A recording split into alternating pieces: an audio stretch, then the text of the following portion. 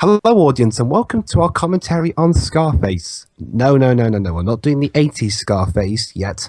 No, we are doing the original Scarface from 1932, directed by Howard Hawks and Richard Rawson, I have and honestly seen neither. starring Paul Muni and Dvorak, whoever they are. I'm sure we've all heard of Boris Karloff, at least. Nope. I've heard his name, but I haven't seen any of his movies. Anyway, yes, we are doing the original Scarface, upon which some aspects of this movie were apparently translated to the 1983 version that most of us know and love. We'll be doing that one at a future date, but for now we're doing this early one. It helps for comparison, and also not to mention the 80s one is more famous for this movie, and we're here to find out why. Okay, so basically start your copy of the movie before the Universal Pictures logo starts. All right. Okay then. Okay, when I say click, you press play. 3, 2, 1, click. Ah, yes, Jerry Goldsmith's Universal theme. I do love how they updated it for the 100th anniversary and onward by adding on another verse to it. That's Brian Tyler, you should thank for that. Nice. Okay, so off we go. Howard Hughes presents Scarface from the book by Armitage Trail. Yeah, hey guys, did you know that Scarface was actually based on a book? So Scarface, so this is an adaptation that got remade. Yep. I bet no one remembers the book. But very few remember this movie. Yeah, because the 80s one Yeah, was what so exactly is the story behind these movies since I've seen neither? The 80s one is so popular that it pretty much became the one that most people seen. And it's the one I point to, when I say not all remakes are bad. Oh, well, usually remakes are expected to be good nowadays. We've got quite a few good ones, and a fair share of the bad. Yeah, directed by... Oh, the other guy doesn't get any credits. Welcome to the 30s, Dwiz. Credits were so short in those days. Poor Richard Rawson. This pictures an enactment of gang rule in America, and the callous indifference of the government to this constantly increasing menace to our safety and our liberty. Wow, calling out the government right at the beginning.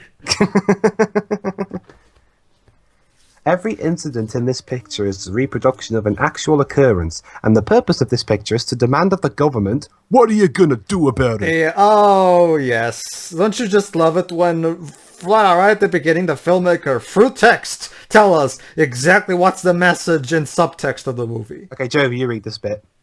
The government is your government. What are you gonna do about it? You know, Howard, I don't really have any reason to see the movie now. You literally just told me what's the point of this movie. Okay, the actual writers... Pedro, we come to see Al Capone, of course. The story was written by Ben Hecht, and it was turned into a screenplay by W.R. Burnett, John Lee Mahin, and Seton I. Miller. Mm-hmm. Another cool thing about this is that this is actually a movie that kind of took place right in the middle of Al Capone's reign. I think this is kind of commonplace. Again, I don't know this movie very well, so I think this is Tony Montana. Antonio Camonte. Yeah. Now, for obvious reason, they couldn't have the actual Al Capone play his role because, well, you know, leader of a criminal mafia at the time. Mm-hmm. Although I have to say, I think this took a lot of guts back in the day to literally call out one of the most famous and high-point criminal mobster bosses out while he's full alive and well. He's Italian. I'm guessing he's Italian. I can't imagine why. Good job Tio isn't here.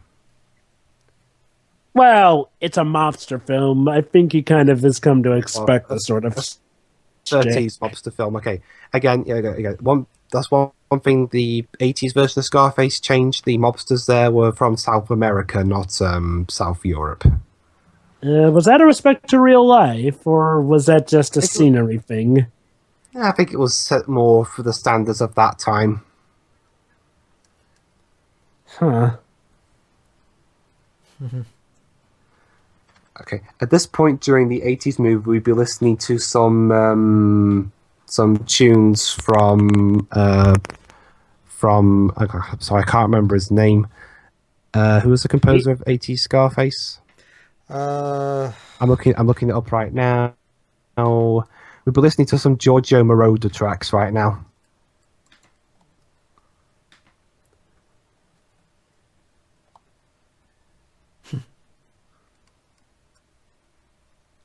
From the shadows comes the leader, whistling a innocent tune as he comes into the scene. Hey, come on, guys! We should bring this whistle too. You do know that's the mobster whistle. That's usually a cue for death. As he's just proven. Air, keep the change. You know, that'd be something. What if he was whistling? What if he was dressed up as Santa Claus, whistling jingle bells, and then shot somebody? Garbage day. Oh. Garbage day! Yeah, dead body. I've seen this before. It's like it's an everyday occurrence for him. Yep. Dead body. Nah. Okay, audience, okay, I'll just get one thing straight. Unlike the 80s film, I have not seen this one. Yeah. And again, I don't think either of us. I don't think any of us have. Nope. I've only seen the 80s one. Yeah, most people know the 80s one. I've seen neither, but I'm open to it. Again, this could be a good comparison. 1930s acting. You know, this is one case where the Italian stuff actually does make sense, since in real life Al Capone was raised by Italian immigrants. Oh yeah, I love this trope on TV tropes. Adaptation displacement. Most people aren't even aware that the 80s version was a remake of the original. Why did they think the 30s was actually the remake? And also, Scarface is being remade again, apparently. I guess it makes sense. I mean, it's But just again, something we have. The 80s one was also a remake, so we can't exactly call it out too much. I know, but And honestly, Pedro, at this point, remakes are kind of an inevitability. I mean, no matter how good a certain film is, eventually, nothing short of a remake is what makes it relevant again. I'm actually quite surprised. I'm actually quite surprised none of Stanley Kubrick's movies have been remade. Well, Stanley Kubrick is a special case. Well, actually, Jova, so was Alfred Hitchcock, and yet they're getting David fucking Fincher to remake one of his movies. No. Stanley Kubrick was in a way different league of stuff. Oh yeah, sure, but Alfred Hitchcock was still up, like one of the big gods of filmmaking. But the thing is, okay. I mean, okay. Actually, good point. I think maybe the reason we have to do this is because, Stanley Kubrick is still in the public eye a lot. You know, with all the documentaries, that big DVD stuff, and people constantly movies, but they make sequels to them. 2010.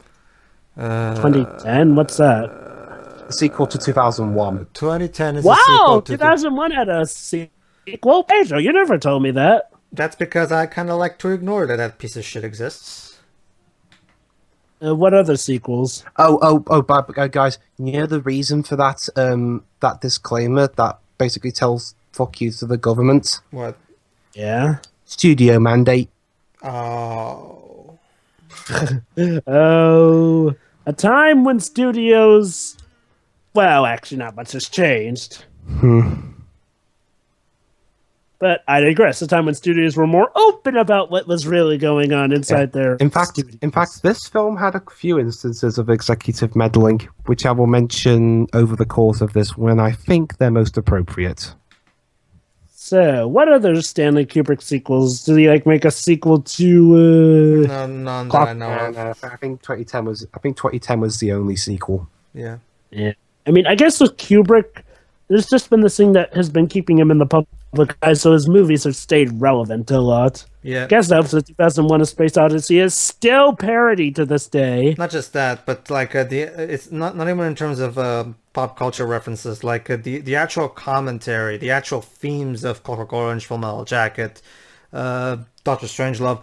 Those movies are still as relevant today as they were back then, and that's probably what makes them less remake savvy, I guess. Of course, it also helped that The Simpsons paid a huge homage to Stanley Kubrick, which really brought a lot of popularity because, Simpsons, everyone sees them at some point.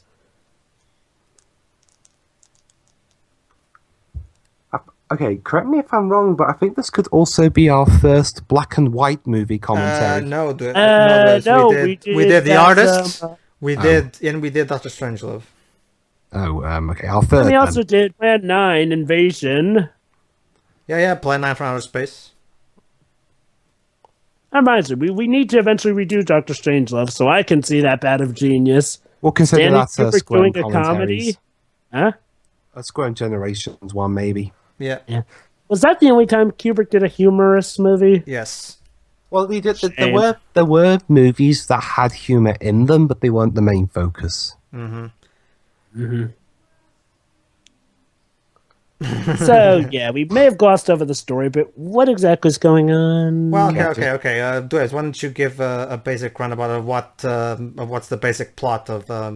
Okay, it's set in Chicago in the 1920s, and it's... At the 30s? That's odd. It's one of those behind time thingy. Anyway, it's about Tony Camonte, and he's under orders from his Italian boss to do stuff involving selling illegal beer and muscling in on rival bars. Oh, so this is about Al Capone's rise, I'm guessing. It's like an Al Capone movie without actually starring or having anything much to do with Al Capone. I'm not quite sure.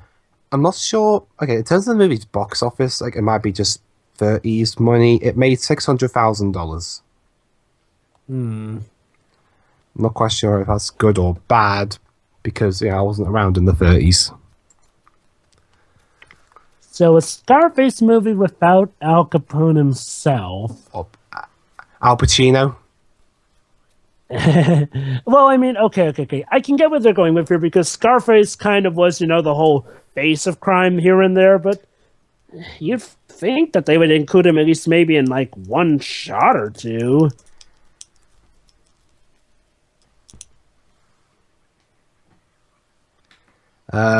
Could you slow down your talking, please? So basically, this is kind of like historical fiction. Okay, well, basically, this is the thing about acting from the 1930s. I think I figured out a reason why people consider The Social Network such a genius movie. Oh. The fast talking was taken from the 30s, therefore it must be genius reviving an old acting style. See, the thing is, back in the 1930s, acting still wasn't quite... This was before Citizen Kane came out, so at the time, acting wasn't exactly subtle. Citizen Kane was the 40s, wasn't it? Yeah, 1941, if I remember correctly. To be fair, and to be really fair, we actually talked a lot like that as well. It was actually even shown to the point where you could literally hear it in the voices of comic book characters at the time. Yeah, but because, even so, it doesn't change the fact that this acting hasn't exactly aged well. Well, if I can give them credit, they were probably, sort of trying to reflect on what was actually real life talking considered at the time. Yeah, of course. So, if anything, I'd say this is more so about of just this aging. It's a product of its time. And also, hey, at least the directors here have one thing over David Fincher. They can actually shoot a movie and they actually direct their actors like they're human beings. And they've actually got a story going that's, Actually, I was going to say, if they need to film them in a cold place, they'll put them in a cold place and not put in CGI breath. David Fincher's such a brilliant director, and yet he can't get his actors in a cold place. Well, to be fair, Dwebs, for artistic reasons, possibly. Considering there was no CGI back in 1932, for all we know, Howard Hawks would have used that if he was alive today. It depends. I mean, was he like using CGI breath to like make it artistic? No, it's just lazy. Hold on, Jova. Hold on. Okay, let's focus on this song. So yeah, I think he's got his eyes. This guy has his eyes on this chick. Very subtle. Look at him. Good old 1930s talk about women. Ah.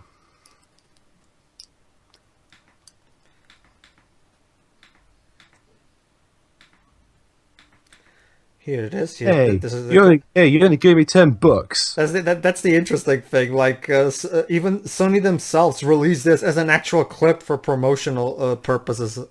All right, Joe, but it's 48 seconds before you take a look and pay attention to their mouths. You'll see what I mean. Okay. Should we do this after the commentary? No, Jova will just watch it on his own while we commentate on it. Okay. Make sure you mute yourself, though, Jova. Wouldn't you want to hear my reaction, though? Again, we need to concentrate on this movie. Yeah, go ahead. Oh, it's okay. I can multitask. But yeah. Putting him in his place. Oh, look, he has a scar on his face. Get it? Scarface. Although to be fair, the 80s version did that as well, so... Okay. Yeah, it's weird, because this movie is even based off of the 1999 novel, which is loosely based on the rise and fall of Al Capone. So it's really weird they don't have Al Capone in this. Well, was he in the remake? A book became a film, became another film. So does Al Capone show up in the remake? No. Ah, well. Joe, Al Capone wasn't alive in the 80s.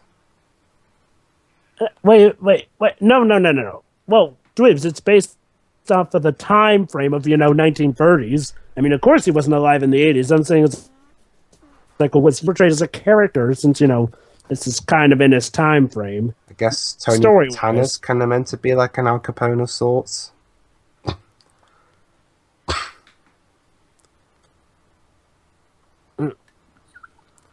Alright, we're 16 minutes in, and again, I know 30s films kind of do stuff differently, but what's happened so far aside from a guy getting shot? Honestly, Dweebs, this isn't just really a 30s thing, because there have been plenty of 30s films that, move along. It's just, I think part of the issue is this is a movie made strictly, and I mean strictly for the time. This is a movie meant to reflect, the crime that the government was ignoring. So if anything, this is more of an informative film as opposed to, something meant to actually entertain. Basically, they're basically showing off how criminals are about and how evil they are. Basically, this is a message movie. Basically, Dweebs, imagine if someone made a documentary, but just, gave it its own story. This is kind of like The Big Short, only 30s. Yeah, I mean, it's not bad, but I'd be lying if I said I was really that invested in this movie. Again, Dweebs, the lack of Al Capone himself kind of is a bugger. Well, again, Dweebs, goes back to what I said. Like, this was before Citizen Kane completely revolutionized cinema and brought it the legitimacy we know today. Honestly, Pedro, I wouldn't even chalk it up to that because there are plenty of 1930s films that, still told a story. What I'm saying is there are. It's just that what I'm saying is that this was back in the day, Dweebs, where the main reason people were going to movies was not so much to see like a full, well-written, superbly acted story, but more so because they like seeing things move. This was back when filmmaking was like a brand fucking new thing, and just the fact that they were able to see things happening in front of them, that was enough back then for most people. Yeah. Also, I think movies with people talking. I think movies with people talking them at this point was in its infancy. Yeah, this was back when, you see, there's the fact that this was a movie, literally calling out the government for its bullshit. The very fact of that made this mind blowing for people back then. You know what's hilarious? What? The 80s movie was more over the top, and yet it had a more subtler way of delivering a message than this film. Well, that's the thing, Grizz. I mean, just because the acting, not subtle, doesn't mean that messages themselves aren't subtle. I mean, heck, some really smart filmmakers actually mask a more subtle message behind an over-the-top performance. I mean, let's not forget Clockwork Orange, where Clockwork Orange had a lot of, loud acting performances from Malcolm and some other actors, and the overall themes were conveyed very cleverly. Mm-hmm. What? What? Dang it! Where's Tio when we need him for this? If I could slow down this movie, I would, but then I'd be out of sync. So, Oh, I can hear. Oh, I can understand what they're saying. Again, they're speaking 1930s American. So 1930s American is like. However, she's speaking Italian partially. No wonder there was a Great Depression around this point. No one could understand each other. Hence, the breakdown of communication caused everything else to collapse. No. You see what happened was the World War II created a brain tumor to everybody, and that's why don't people you mean started World War talking. One, Pedro? Because World was the one that got us money again, apparently. Well, but World War One was done by this point, wasn't it? Okay, this is the Here's lead how up the to order World went. War II. First came World War One, then came the Great Depression, and then came World War Two. Remind me again. When was World War One? 1914 to 1918. Literally 2 years after the Titanic sank. So Great Depression. So. And yes, Germany tried to use the Great Depression to blame on the Jews. Did something go wrong with the editing process and the music's playing in reverse? To be fair, Dweebs, this is audio recording technology of the 1930s. This is in itself was a marvel. Mm-hmm. It's like, okay, basically, Dweebs, our audio tech that we're using right now? Yeah. Ours would be considered godlike back in 1930. Yeah. The very fact that we can literally do digital music on a computer that sounds not as good as an orchestra, but still a pretty damn good replacement. That people will go like witchcraft and shit. Oh my god, that guy in that shot when he was flipping the coin, he literally looked like William Shatner. No, what that's so. Wow, William Shatner, 34 years before he was discovered. That wouldn't be the first time he's traveled. First Ward Social Club. Good. The respected community of a higher class. Please do not mention... Oh, never mind. You could have just opened the door and then... Hey, you broke our window. You're going to pay for that. Someday, all right. Depends. Yeah, in terms of kind of pay.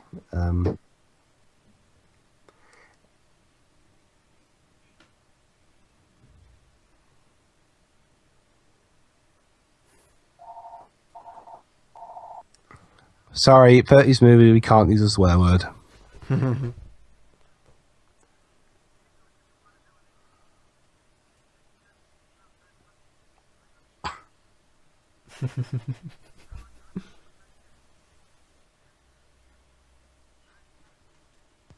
The sad thing is, one of the first incarnations of the typical gangster voice in the movies. Yeah. The sad thing is technically it was a crime with the whole beer thing. Stuff like Prohibition kind of made guys like Al Capone heroes to a good portion of the population because Prohibition was pretty stupid. I'll be right back. It's like, imagine, Dwibs, every single alcoholic beverage is deemed illegal to drink, no matter what age you are. How would you react to that? I don't want to live on this planet anymore. Yeah, well, that's pretty much like during Prohibition. So it was really to the point where these guys were considered heroes by a lot of people. Yeah.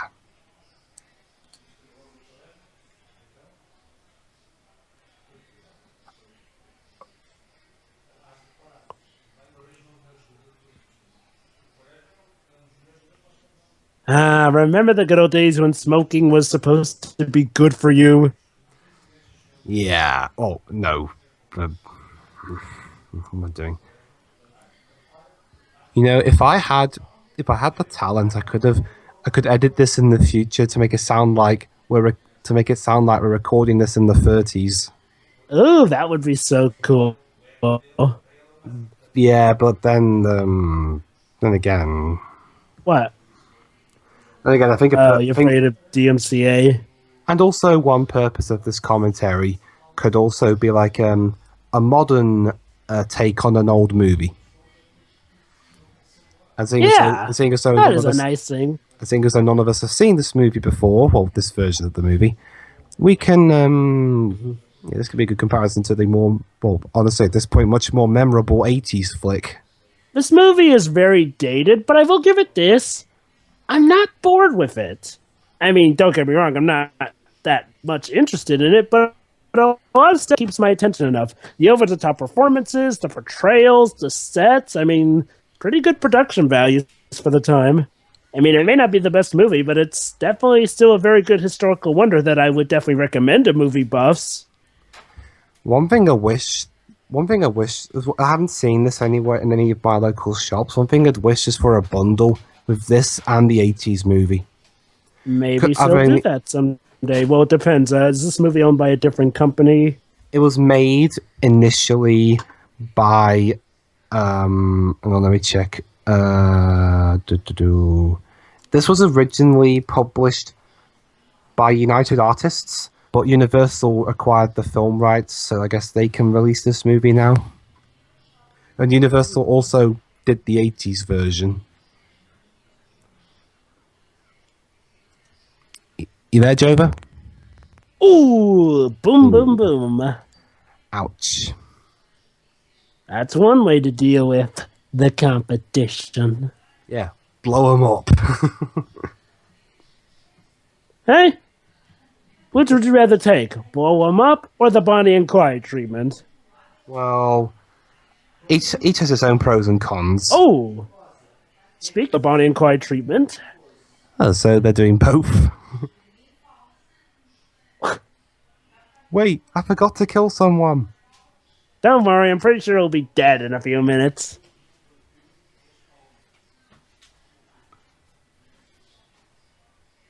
Also, I think I noticed a little cut there. Yeah. Yeah, another thing about the 30s, the editing tools they had weren't ideal.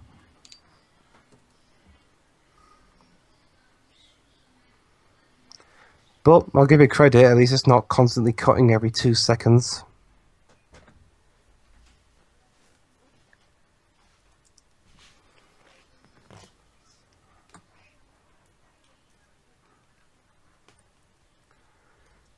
Headline, Scarface, 2 more shot down. They'll live. Yeah, I'm sure they can survive being shot at multiple times.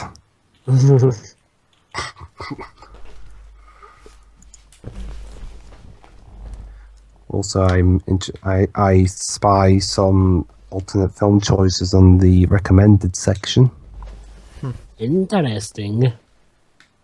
Oh yeah, speaking of old films, Paige, do you still have our audio for Plan 9 from Outer Space? Me? Remember, I wasn't in that, remember? Oh, Jova, do you have it?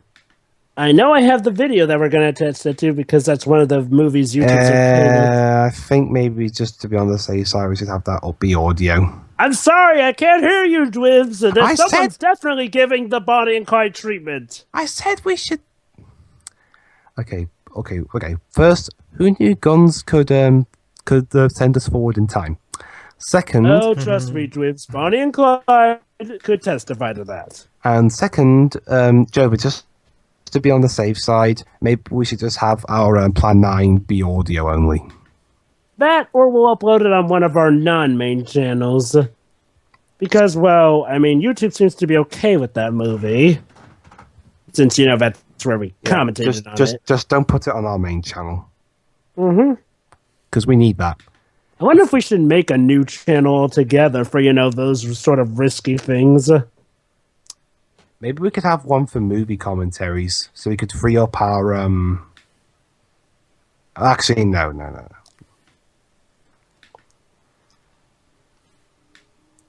I'm a bad girl, if you can't tell. Yeah. Oh. Okay, one thing I've noticed, there's barely any music in this movie. Oh, trust me, James. Music was a budget nightmare in those days Yeah. for a movie. But just to give you an idea, Dwebs, 1942 maybe not, but like for example in the late 20s, for example, in the late 20s, they didn't actually have a full-blown orchestra recording score, and then they put the score on the movie. What you had back then was they would screen the movie, and then right there in the theater there would be an actual orchestra playing as the movie is playing on the screen. Yeah. That happens, funny enough, in some films, conventions and stuff, they actually do that. Yeah. It's a nice throwback and a nice little thing. Heck, they even sometimes do it at E3 like Nintendo did once with their Zelda trailer. Oh yeah, it's a good job we're not doing the 80s version until we have more time during the day, because the 80s version is 170 minutes. Before we do that, I would like for us to someday cover Wolf of Wall Street. Well, we have at first, but well, we're going to have to redo that one for reasons. Yeah. We barely said anything. And I have yet to see that movie. Also, again, another cut. So, will they Oh, never mind. Here we go. Bring out your dead. Bring out your dead. Yeah. Parcel delivery. I'm not dead. Shut up. Yeah, I'm not dead, but they just shoot him by mistake. Ooh, is that a note from Al Capone, since he did run the North Side? Don't worry, Tintin is on the case. And yes, Jova, in Tintin... No. Tintin is worse than Al Capone. True, yes, but... Yeah, Pedro. Tintin's too busy killing antelope. And making rhinos explode. Basically, Jova, there in Tintin's second book, he actually goes to America and gets rid of all the gangsters. Mm-hmm. So... yeah, that's right. So you can thank Tintin for Al Capone's arrest.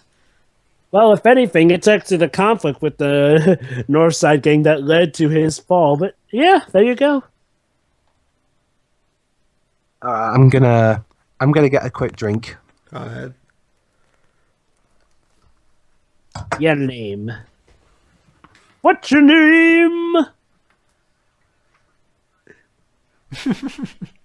I swear, the Ace Attorney anime isn't even a year old, and already they've got one of the most quotable lines you'll ever see in an anime. Aside from objection. Pedro, on the authenticity meter, from stereotype to actual real deal, how outside the meter are we? Oh, at this point, the meter is completely full and about to burst. Told you, be quick. Dwibs, doesn't this sound like real Italian? Is this another Italian stereotype? They can't write. Dwibs, we're in a mobster movie. The thing is, Dwibs, this was back when American productions had stereotypes up the wazoo. And to be fair, it does make sense that there are Italians all around, since, Al Capone's parents were Italian. Okay.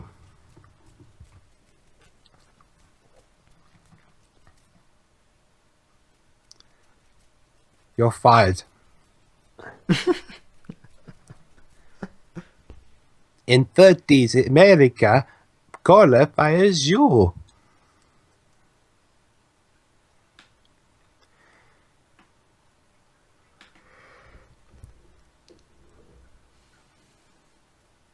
Shoot the phone. Yeah, this bit here kind of reminds me of when Tony got angry at Sosa during that little phone call.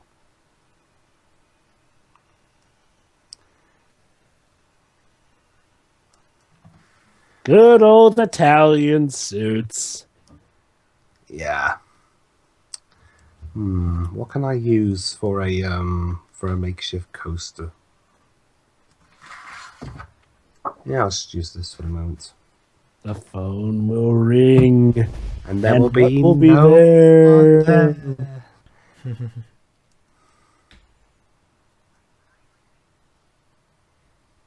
One of my favorite bits from that little bit was it, and then he arrives, and the ghost of the bus that ran him over.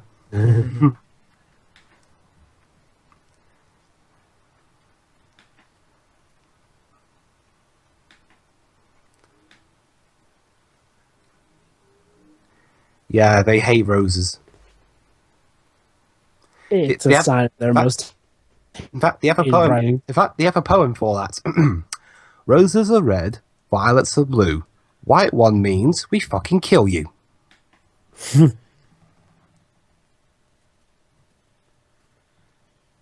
I'd like to thank the Academy in advance.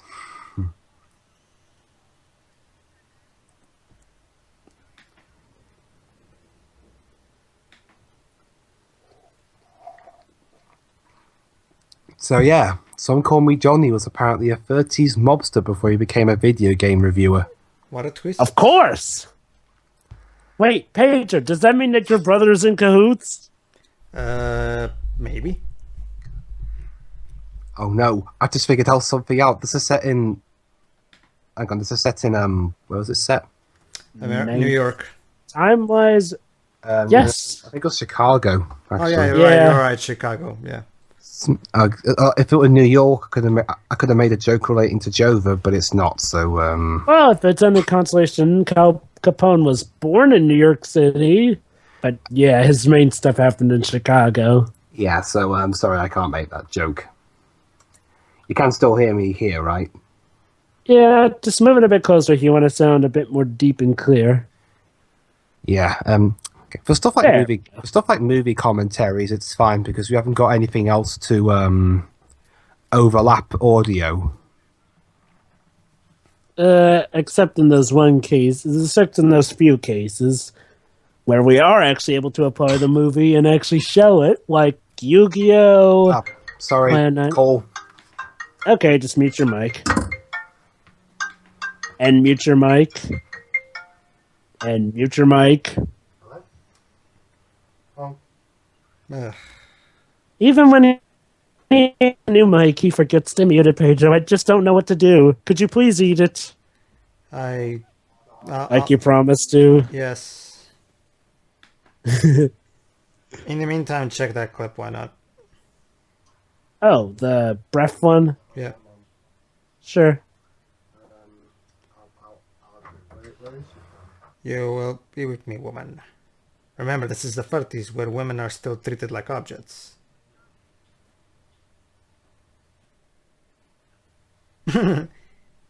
Wait, that's supposed to be breath? Yes. Believe it or not, Looks Jova. like smoke. Exactly. You know, notice how the intervals of the various bursts of it are very inconsistent. Like it doesn't feel natural at all. And this is supposed to be like a genius director or something. Mm.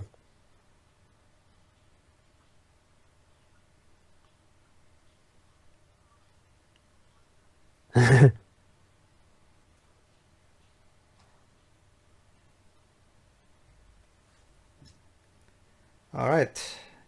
I'm done for the day. Okay. Well, actually, no, I can go.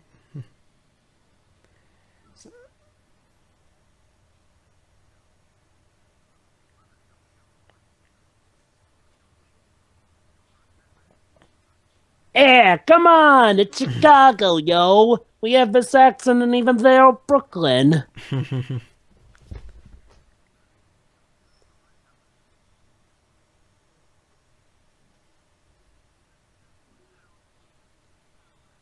Oh my god. Terrible actor, you see, indeed. Did the movie just... Oh, okay, so he's faking being Italian? I guess that would explain the accent. Huh, that's surprisingly self-aware for a 1930s flick.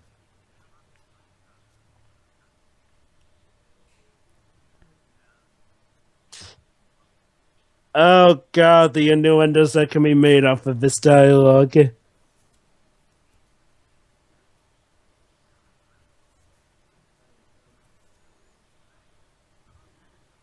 I don't know. $1 million nowadays, not really worth it.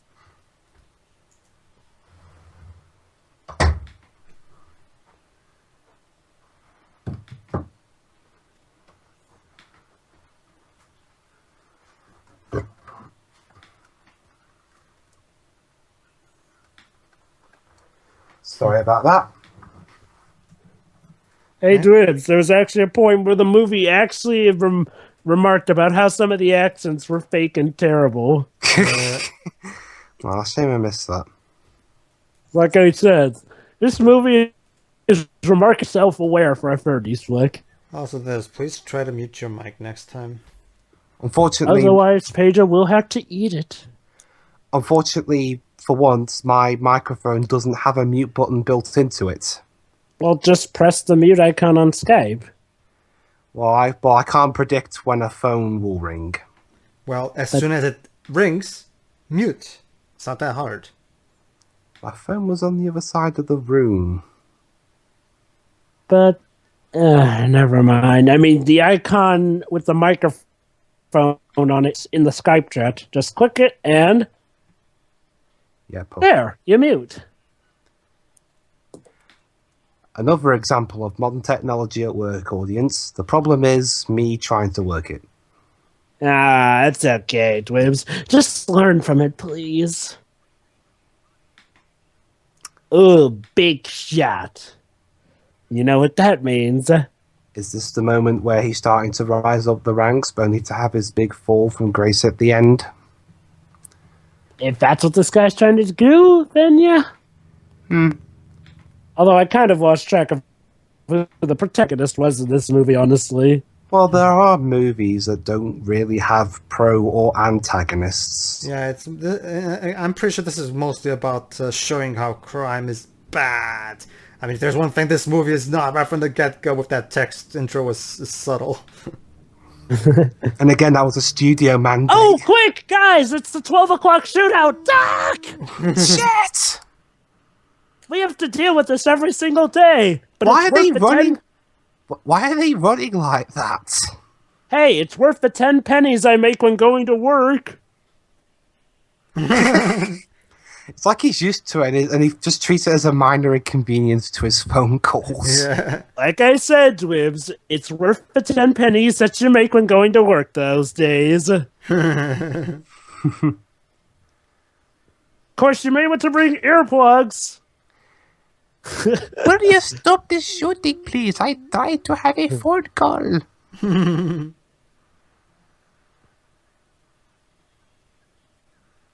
Jesus Christ, how many bullets does that gun have?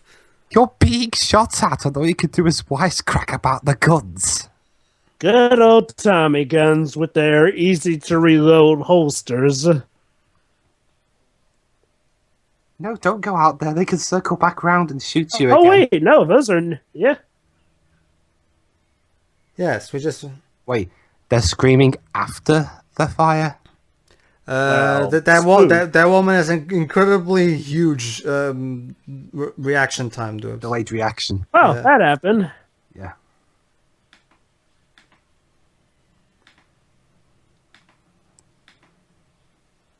Oh, well, there's certainly a few bullet holes here and there. I'm surprised there aren't any bullet holes in the customers. One there. Oh, never mind then. Asking you shall receive, Dwibs. Thank you, 1930s. Yeah, eh, little boy?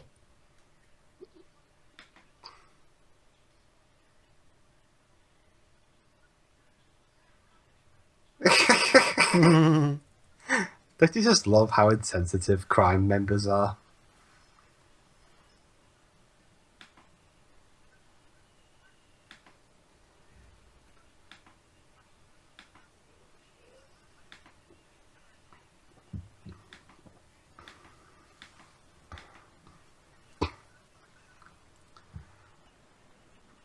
So let's see. We have incredibly fast talker. We have Chicago stereotype accent. Perfect. If only there was a 30s version of the Nostalgia Critic. Whoa. What did those poor snooker cues ever do to you? They killed his family. How did that even work? Oh, it happens a lot. Don't There's laugh. the 12 o'clock shootout. Hey, Dwibs, don't laugh. My uncle went the same way. You know, at this rate, shootouts here happen so often. This is probably like a underground bunker. Well, for these. that was kind of how Chicago was. Yeah, again, Dwibs. It was to the point where some of the criminals were considered good guys because of prohibition at the time. Basically, Dwibs. You know how Gotham is usually the city in the DC universe that's always full of criminals. Yeah. It's basically That's literally what Chicago was. Yeah, Chicago when and- Bob Kane created Gotham, he was pretty much inspiring himself on the Chicago thing. So there was also several cities. So I guess Gotham looking like Chicago in the Nolan trilogy makes a little bit of sense. Well, of course. That's exactly the point, if anything. Although I will admit, I do kind of miss the I still do kind of miss the variety as opposed to just generic city. But anyway, moving on. Crashes, topplings, glass breakings, crying. Or is that a Fun B-side? fact, actually, there are quite a few cities like this, including good old Rochester, New York. Ah, get it? He was shot right outside an Undertaker's. Okay, +1 for that joke movie. I mean, So basically, the guys are The only taking vengeance on the gang that attacked them. the only way they could be more unsubtle about that is if they actually shot a guy right outside a graveyard in front of a grave hole. He then falls into it, and the coffin falls on him and stuff. Oh, they're going to pay homage to that historic Valentine's Day massacre. Yeah.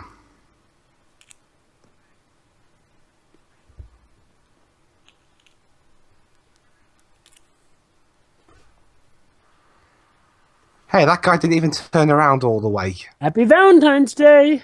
That third guy didn't even turn around all the way. He just turned to his side. Probably knew, I'm going either way. Might as well be stubborn, but about it. Garage open day and night.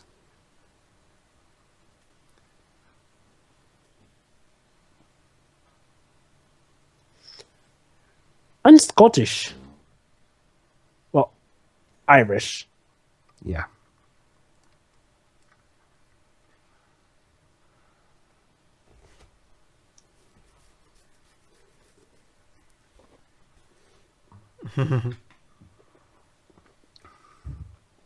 Okay, we are halfway through the movie, and so far my pick for the best bit is Guy being shot outside an Undertaker's place. I think my favorite part is the 12 o'clock noon shooting part. Where everyone's treating it like everyday life. Well, Which one? You think? Well, to be fair, you've seen the '80s one, so you know there would be a lot of shooting. Yeah.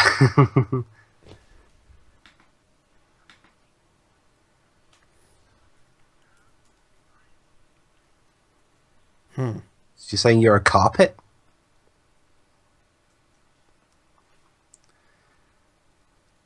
Jesus, this guy's facial expressions. Well, he's paranoid. Yeah. He's the only one left of the Irish gang. Well, leading boss of the Irish gang.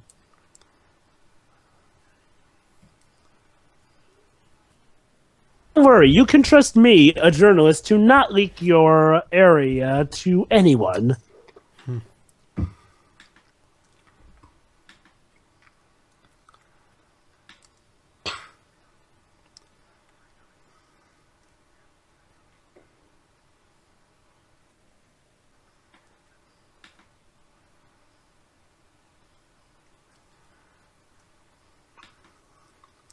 Yeah, aside from a few things here and there doesn't really seem to be all that much similarities between this version and the 80s one.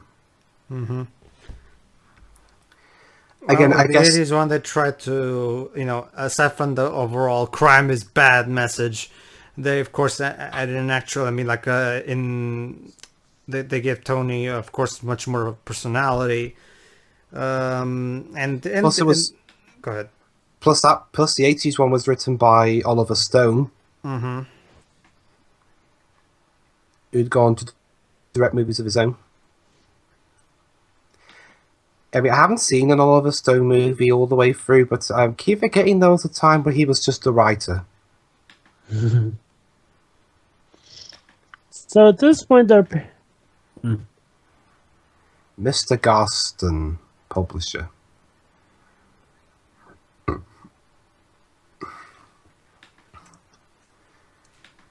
You know, if Spider-Man was set in the 1930s, this is probably what the Daily Bugle would look like. Don't worry, Dwibs. The good old cartoon, as you covered. Which cartoon? Which cartoon, Joe? The 60s, 90s? But all will suffice, but definitely start with the good old 60s one.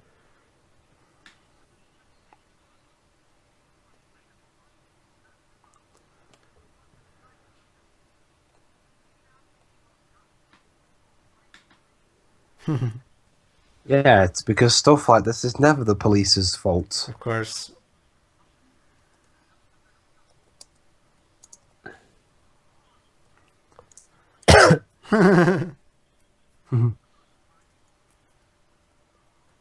So basically, back in the 30s, every time something bad was happening, the American government people would just sit all around saying, "It's your fault." No, it's your fault. Just basically pointing fingers. Yeah. Pedro, the era of prohibition in a nutshell. No wonder Yeah. there were so many shootings in the streets at this point. It's your fault. Let me No, put it's it your like fault. this. No, It it's your was- fault. The Let government, me put it like this. the police and the Prohibition was a government were law too busy made to bickering with supposedly each keep the other. peace by, getting rid of drinking. Well, wouldn't you know, it had the reverse effect of just creating more crime and violence. Seriously, smuggling went through the roof. People were praising the people who smuggled them alcohol.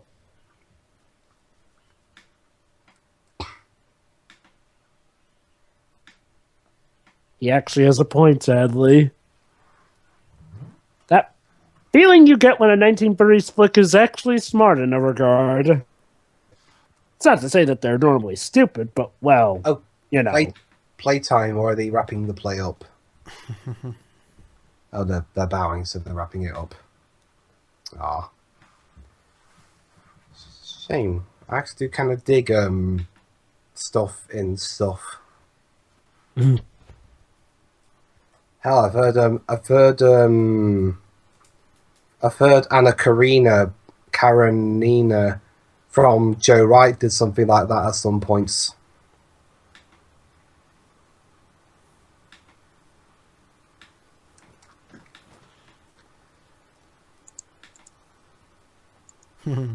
Why isn't everyone else leaving? They're sticking around to discuss Oh no, personal matters. we must wait until the main characters have left before we can leave. It's the rule of cinema. Yep.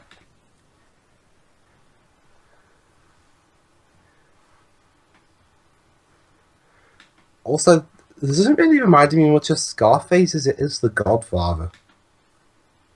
What do you mean reminding you of Scarface? Do you mean the movie or Scarface Well, the thing himself? is, when Coppola made The Godfather, I'm pretty sure he took a lot of inspiration from this movie. And Mario Puzo as well. well, yeah, but like the way he portrayed the characters, I'm pretty sure Scarface was one of his big inspirations. Later on, though, when Oliver Stone went on to make Scarface on the 80s, of course, by that point, The Godfather already came out, so obviously he couldn't make something more akin to the classic one because it would just look like a poor man's Godfather, which is why he went in a completely different direction. Plus, the director Brian De Palma had a different style. Yeah.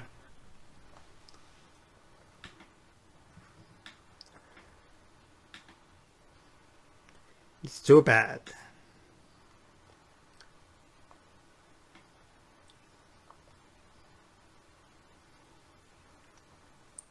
But boss, can I have a meatball pasta meal after this? Yeah, sure. Just go down to the usual pasta shop. But it's closed. Oh, well then, ask them politely to open up early hours. All right, I see. Oh boy, a bowling alley. I think I know where this is gonna go. You'll Oh, Pedro, you're in this movie. But Jova, he's not wearing glasses. Maybe it's you without glasses to mask your identity. Oh, so I'm doing a reverse Superman. Precisely. It's like my headcanon for how Henry Cavill's in Man from U.N.C.L.E. I've already said it, so I will not say it here. And if I haven't said it during a commentary, I will say that during our Man from U.N.C.L.E. movie thing. And Strike! Well, that didn't work. What a great day this has been. don't you just love the 1930s where you have to wear a suit and tie everywhere? Of course, nowadays we're a lot more lax with our clothing. Okay. If a way of killing him is hitting them with a bowling ball, And yay, he got Come on. Yes, he got the strike right before his life. As his life ended. But this is how we do things, say. He struck out, you shall say. He got a strike before he striked out.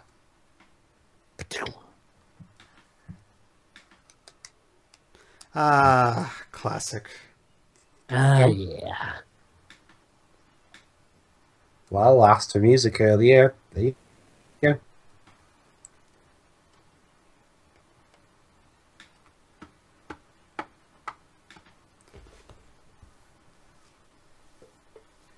You know, after we've done today, tomorrow, if I have the time, I might watch the 80s version again.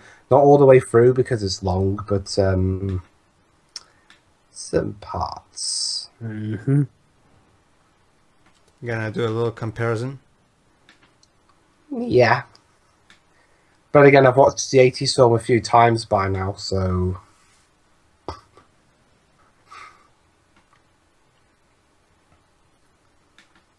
Yes, I've been on this sweet vacation for a few years before I make my magnum opus project, Final Fantasy X Part 3.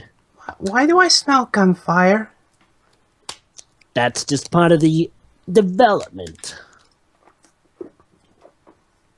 So what you're saying, Joba, is that the reason Final Fantasy X-3 might possibly be made is because someone at Square Enix was killed by a gunshot? Yes. Oh, sure, why not? I mean, well, Toriyama killed the production development times of several projects. Speaking of well, looks like someone... Okay, back to business. Yep. a crazy guy was there. To be fair, this is kind of what things were like in the 30s. Believe it or not. Crazy guy was there. Moving on. I kid you not. Stuff was actually kind of this crazy. It was a different time. Yeah. Yeah. Also, yeah, the world is yours catchphrase, that's in this movie too. Of course. Well, yeah, I mean, hey, despite this movie's aging, it is the grandfather of a lot of tropes and quotes. While there's not a lot of them, there are a few things here that carried over into the 80s version. Ooh, she's 18. That means she's fair game. Although, honestly, I think she's a bit older than 18. Plus, I think she's trying too hard. Oh, yeah! One thing that was also prominent about the Prohibition era, flappers. Flappers? What are they? Women who kind of went against, the social medium, the usual. You remember how the usual status quo was that women had to, dress fully, couldn't show off much skin, had to all act all proper instead. Kind of like, Victorian women. Well, this is when women in America started breaking from that trend, and oh boy, did they do it in spades. They dressed scantily, they showed legs, they drank, they smoked. Heck, even one time they even committed a crime of two of their own. I was just going to say, speaking of stuff that had plenty of adaptations, what version of Oliver Twist do you want to do first? Oh, there's so many. One thing I had in mind was a 4-episode ITV miniseries. Of the Bilbo Baggin. No. Basically, in 1999, ITV made a 4-episode, each 90-minute long miniseries where they told the story of Oliver Twist again. You sure that's not the one with Bilbo Baggins in it? Andy Serkis is in that one. Yeah, I'm pretty sure that's the one, because there's a certain Oliver Twist movie that has, like, 2 famous Lord of the Rings actors in them. The only one I know is Andy Serkis from the ITV version. Does he play Fagin? No. Andy Serkis plays Bill Sykes. Oh. I guess that's not the version I'm thinking of. Oh, and it was one of the first things that introduced us to Keira Knightley. Mm-hmm. Although we'll have to do them on days where we have absolutely nothing else to do.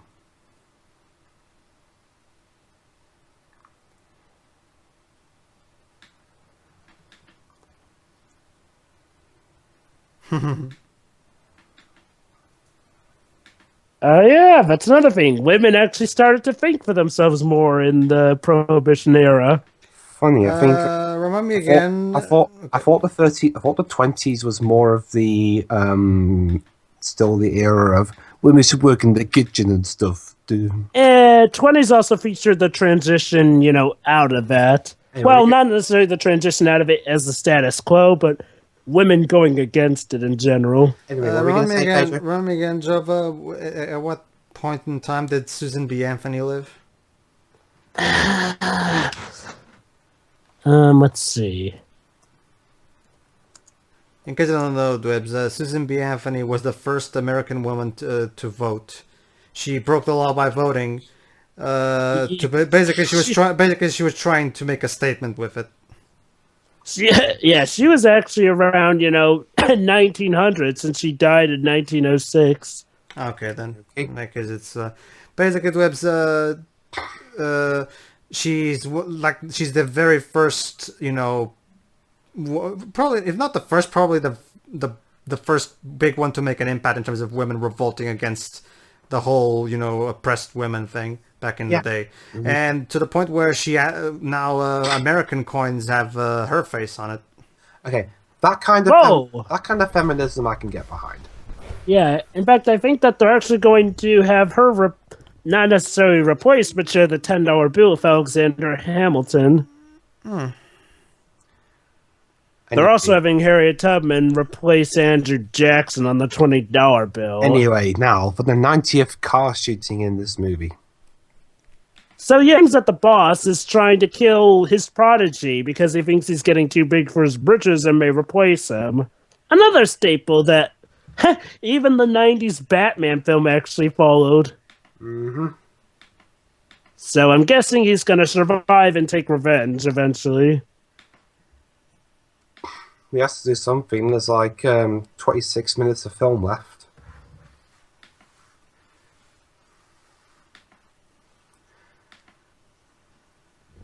But yeah, so far I'll say, while this version does have its own merits, I will still say I prefer the 80s one. Well, there's you and everybody.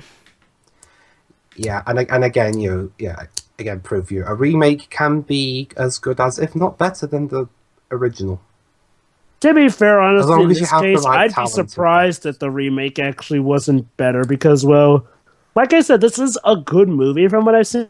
it's literally more of a documentary. I mean, you kind of would have to go out of your way to make a movie that, was okay, the 1980s one was probably more story-based, I'm guessing. Yeah, it was. Yeah.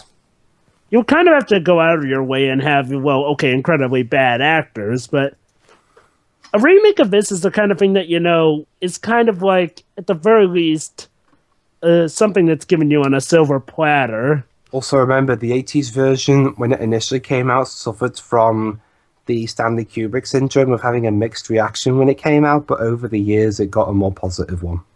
Mm-hmm. So what did it have to do with on the mixed thing? Criticism over I'm guessing excessive violence and it was profanity and graphic drug usage. Oh, excessive violence, of course. There was also the fact that back in the 80s, the whole process of remaking was not seen with good eyes because, people were messing with the classics and shit. Mm-hmm. I didn't know Oliver Stone wrote Conan the Barbarian. That's another movie I haven't seen, but interesting to know. It's one of those classic, bad but a lot of fun movies. Then I guess Oliver Stone was still learning how to write at that point. Well, the thing is, Dwebs, Oliver Stone still had his failures even after the good movies he made. I've heard the sequel to Wall Street wasn't that good. Wait, he made a sequel to Wolf of Wall Street? No, Wall Street. Well, just Wall Street, true.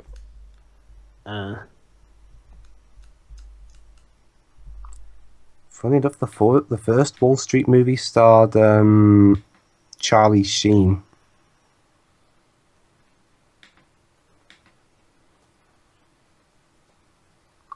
I love the mix. There's something wrong. You're still alive. I love the mix. I love how both ends of the call have a mix between the more modern kind of handling of the phone that we know, and also the old-fashioned one where you have the mouthpiece and the earpiece held by different hands.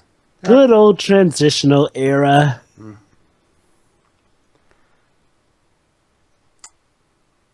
That reminds me. For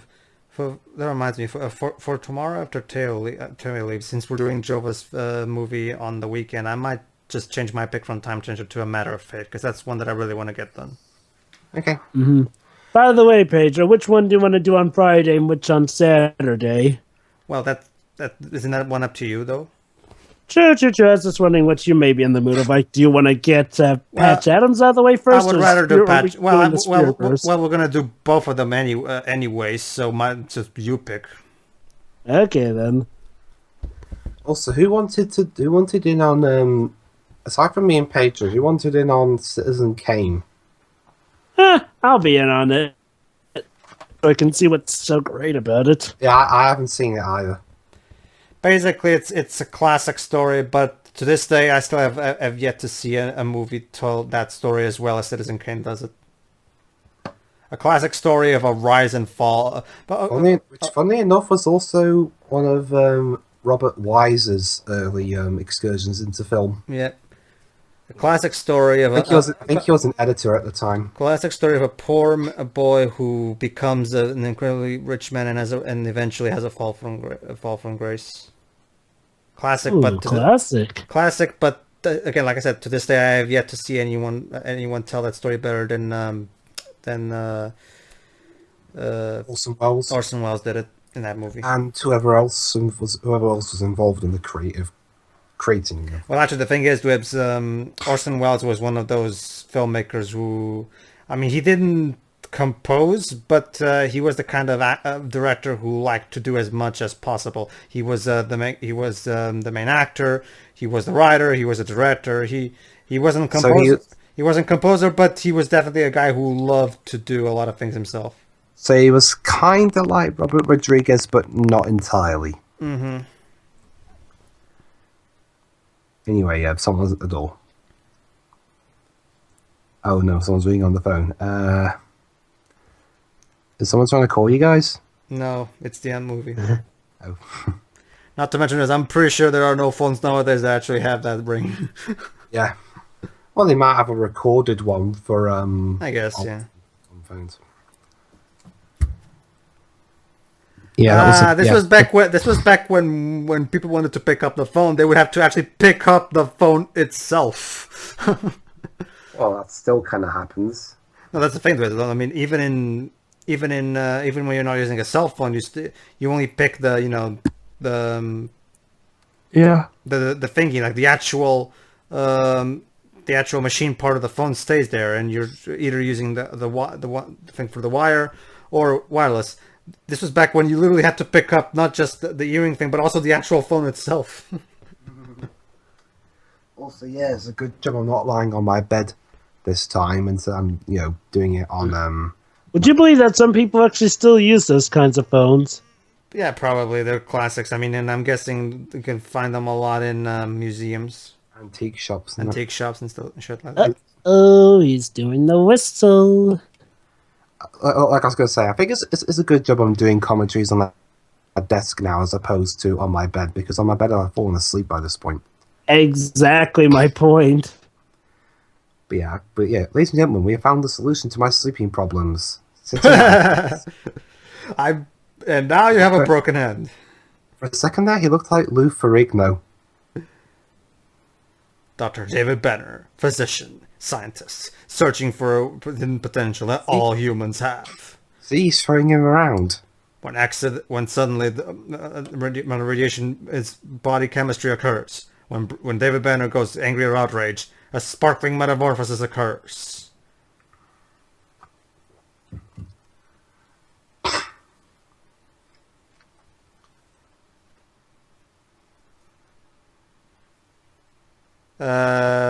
Bullshit, but whatever. Tony's a bit mad about his boss pulling a hit on him.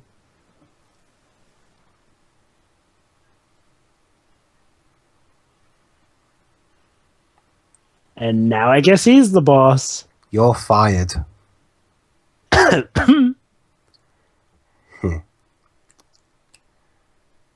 Yeah, that. Oh yeah. I think I know where that scene. I think I know a scene from the 80s movie that was inspired by that one. The bit where Tony said in the 80s film, no, you never killed anybody. You just had someone else do it for you.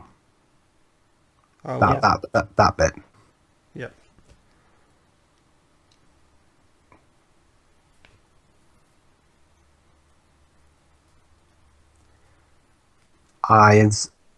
I inspired Al Pacino 51 years from now.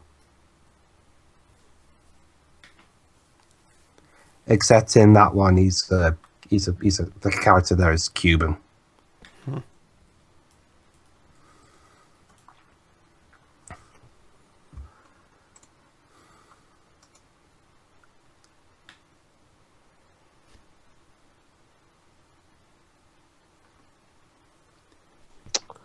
Well, that was a productive day. It was, wasn't it?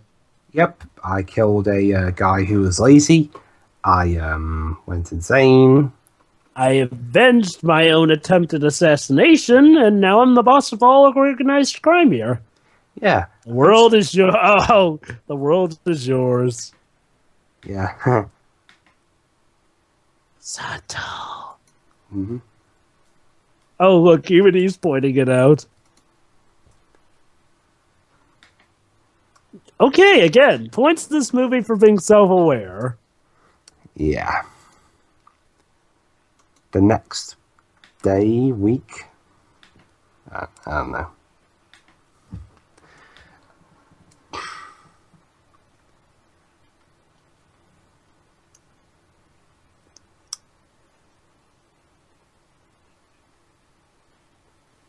Oh, hey, William Shatner look-alike. Well, actually, shouldn't William Shatner be a lookalike of this guy? Well, okay, but seriously, you look so much like him. Yeah, but Jova, there's one problem. This guy isn't hammy enough. Oh, don't worry, Dwivs. If he woos women to win their lovers, then, well, you know his shtick. Yeah.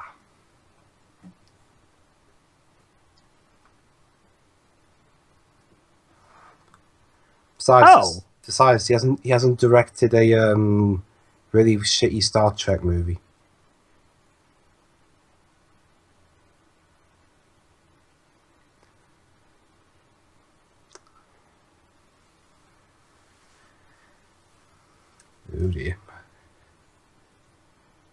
Yes, cheat on your boyfriend who is a crime boss.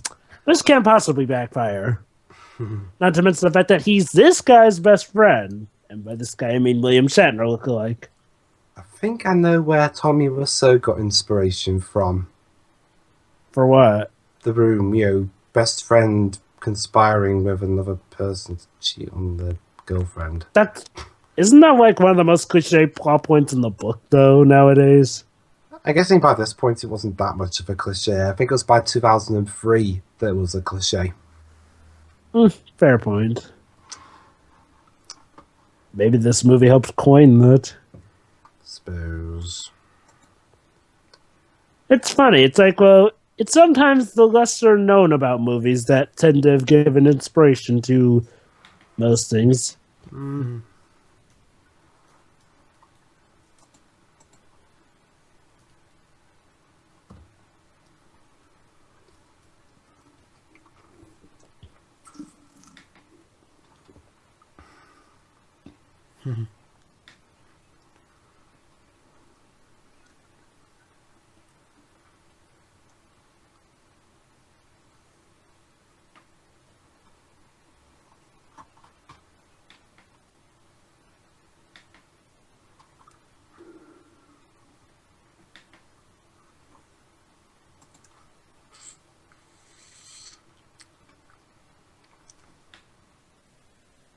Oh, have any of you guys seen Midnight Express?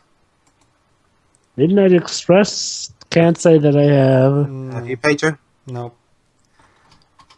Apparently that was okay. Well, it was Oliver Stone's first movie that he wrote. So now for a musical piano performance by.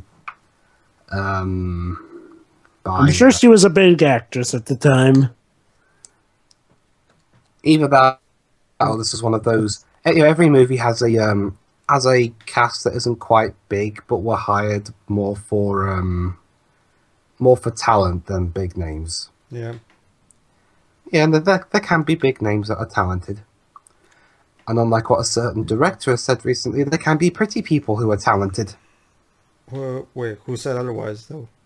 There was this guy who okay, I've forgotten his name, but this guy made a movie with Keira Knightley in it, and he decided to bash Keira Knightley for no real reason. He said that pretty people can't act. Oh, shoot. Wait, I just remembered. The girl he's hooking up with is actually Tony's sister. Oh, I see another parallel between this and the 80s movie. Tony's an overprotective brother. Let me guess, is he going to get shot? Apparently they got married in secret. Yeah, I can see where this is going. But again, I've seen the 80s movie. Why? Say hello to my oh wait, sorry, wrong version. Please tell me this is done better in the 80s film. There. Kino, eh? He literally just got shot. I'm pretty sure he's not gonna speak back to you. I'm surprised she didn't shout, "Is he dead?" You mean like in the room? Yeah. What got to me in that scene was it where her going, "Wake up, Johnny, wake up." You don't wake up from a bullet to the fucking throat.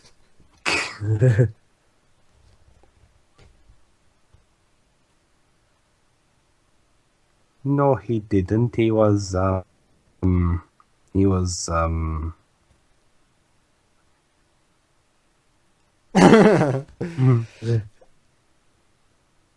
yeah. I just realized the movie's apparently decided to have a story now. Yeah. A bit too late for that, though. Yeah, I mean, if there's one thing Oliver Stone did better there in the writing than this movie does, is that he actually had a story all the way through. I mean, I guess to be fair, this guy has been technically the protagonist. The issue is like, up until a certain point, it was kind of like flashing from scene to scene with different people. kind of like a slice of life sort of thing. So Yeah, there you go. Crime ruins marriages. Not just marriages, also brother and sister relationships, because now a sister can't look him in the eye. Of course, I guess this just goes to show, whenever you go to be boss of all crime, bad things are due to happen to you. There is always a price to pay.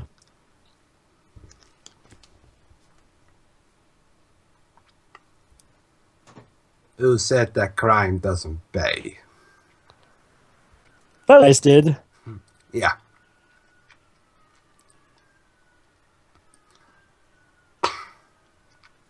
Oh yeah.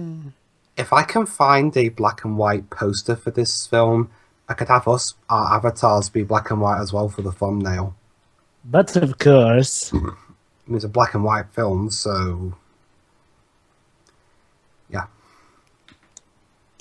Well, that's another gang member dead. If we lived in an alternate universe, this could be like a history of squirm comms. Do tell.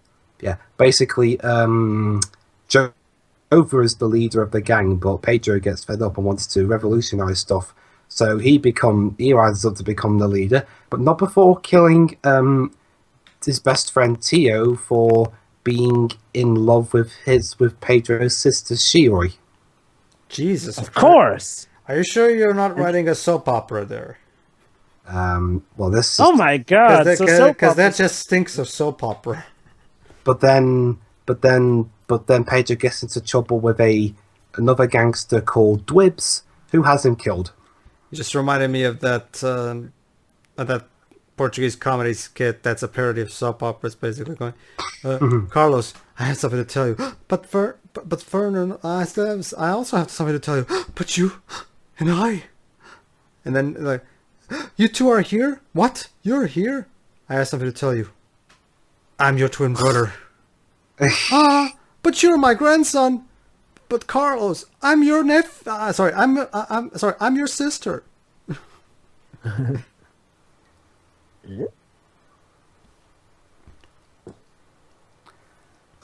Say hello to my little friend. Wrong version, Dwebs. Yeah, sorry. Oh, yeah. That's a tragedy. Yeah, all right. That's guessing his sister called the cops on him. Yes, that's How right. poetic. Yes, that's right. Smoke your cigar. Smoke it. You're a gangster, and that's what gangsters do. Actually, these are apparently the police. All right, you're right. Yeah. These are the police? Well, everyone smoked. Except for women who are proper. But again, flapper era, so plenty of women were starting to smoke too. No donuts, 0 out of 10. Uh-oh, and now his sister's here to wreak vengeance. Okay, using my knowledge of the 80s movie, I think she's going to try and off her brother, but not before getting killed herself. Uh-huh. Again, I know I shouldn't really be saying that, but come on, everyone's seen the 80s film by this point. Well, most people have anyway. John Travolta?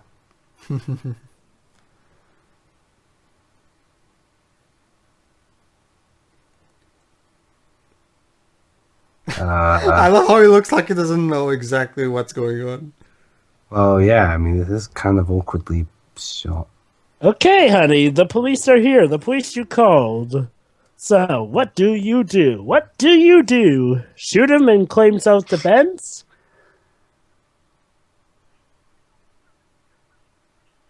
Yes, I know they're coming. I called them here myself. Why would you warn him of the police? Well, she just had second thoughts. Yep. She changed her mind. Bit late for that now, though, isn't it?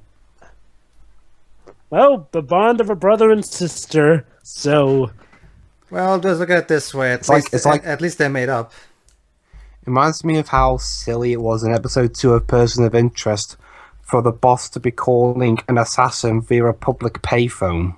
To be fair, Dibs, this is a brother-sister relationship. Considering the amount of fights and makeups and stuff that go into that, none of this actually surprises me. Jesus, did she summon the entire the entire Chicago PD? Remember, Dibs, he's currently the head of all crime here. Jesus, it's actually brought she brought all the cops in the city.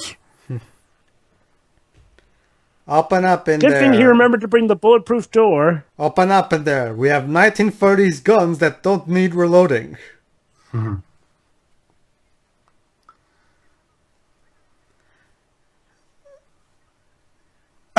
Yes, we'll totally be the new greatest man and woman crime couple. But we're siblings. Oh, come on. It's not like we'll be lovers. Siblings. Besides, since when has it ever ended bad for a man and woman couple in the bout of crime? The people from last week.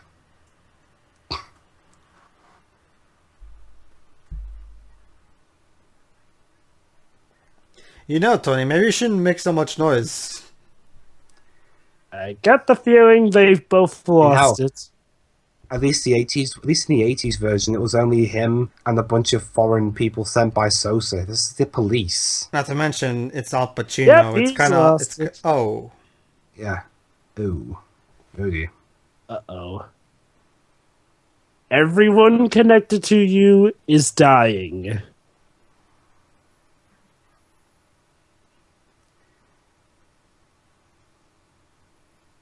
No, that may make it worse. That's the last for the record. That's the last thing you should do when you're shot. Is lie down, because if you stay up, more adrenaline will run through your body, keep increasing your chances of survival. Yeah, I don't think she cares at this point.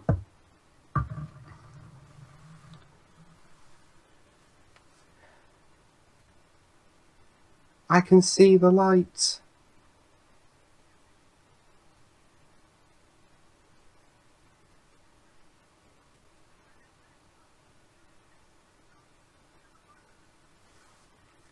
You're part of my life. You are everything. I cannot go on without you, Lisa. I mean, Gina.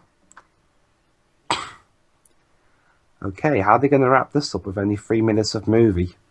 It sounds like she's urging him to try turning him in and see if he'll, just get life as opposed to, being shot. Well, he has good reason to be afraid. Yeah, his sister's dying. That, and he's kind of currently public enemy number one as far as these police are concerned. I can see clearly now. The rain is gone. Uh-oh, tear gas. Whoa. Wow, that'll force him out. That's some powerful tear gas.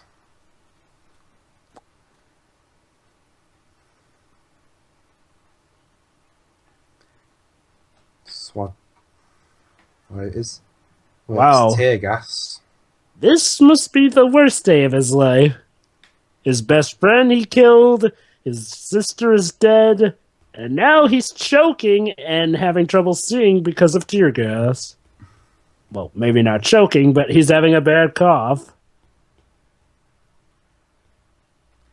Everyone, sir, shouldn't we have gas masks?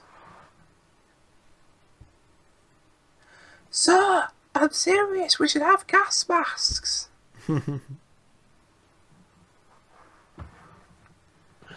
Also, that cough is so fake. Yeah. Again, I could buy Al Pacino being more thingy.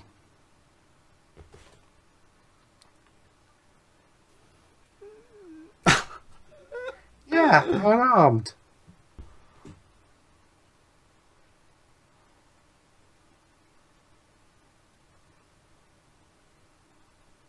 Rise to fame, ends in tragedy. Mm-hmm.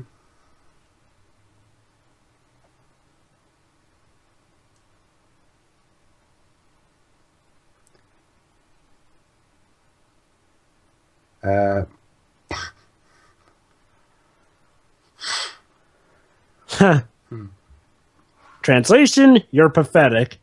Really? Yeah, sure. Try and escape with all the Chicago PD outside your door. They keep the spotlight on him. Yeah, I mean, at least in the 80s version, he was unaware of the guy behind him. I mean, seriously, dude, you were actually about to be... Oh, look. Yeah. Symbolism! Again, the 80s version did that too. And now, I guess someone else will become the boss of all crime, and there's our ending. And that's... it's called Scarface 1932. The original Scarface. So final thoughts now that you've seen both movies.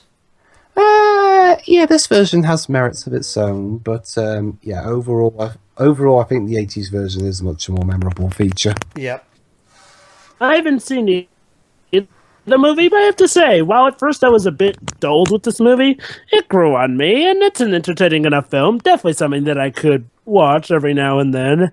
Mainly the over-the-top performances sell it for me. Yep. And by God, that ending is so deliciously hammy. Okay, although it can be a bit heartfelt. I mean, the guy literally loses his best friend and sister, so there is actually some emotional sense of tragedy. I'll give him that. Mm-hmm. Okay, Pedro? Yeah, this is a classic. Yeah, and this is actually my first time seeing it, and yes, of course, like again, I have a huge, I have a big, I have a big soft spot for movies of this period of in time. So yeah, of course, it hasn't aged very well, but I'm willing to forgive it because product of its time. I mean, you can practically count on two hands the movies of this time period that have actually aged well. Mm-hmm. Yeah. And hey, it did give us reason to get the 1980s film, regardless of its quality. Okay. All right, everybody. See you for the eventual commentary of the 80s movie. Okay, I was going to say, that was how the filmmakers of the 30s did it. Join us next time when we see how Brian De Palma and Oliver Stone tackled this subject. Indeed. Now, those are names I do recognize. Yeah. See you then. See ya. See ya.